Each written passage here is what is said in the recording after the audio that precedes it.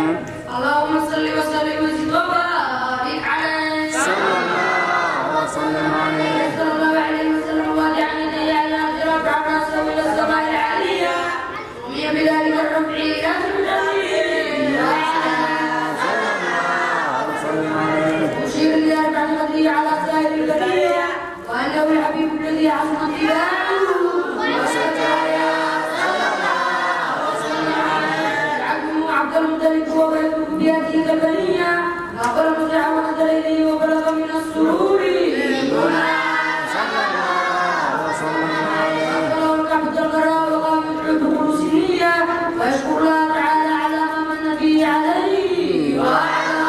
صلى الله وسلم عليه صلى الله عليه وسلم لطيفا مقبولا مقطع السورة بيد القدرة الإلهية طيبا لينا مقروبة بكل عناية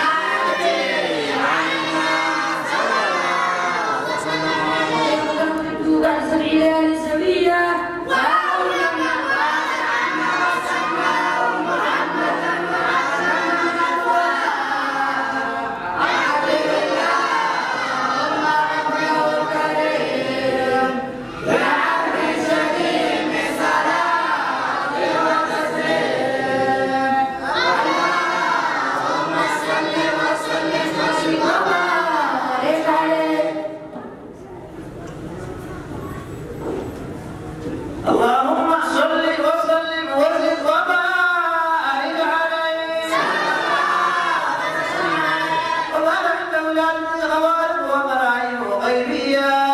الحسن لنبوته وإعلاما بأنه مختار الله تعالى ومجتبى فسيدت السماء حملا ورد عنها البركة ودور النفوس الشيطانية ورجمت النجوم ميلاد كل رجيم بعاله ونبى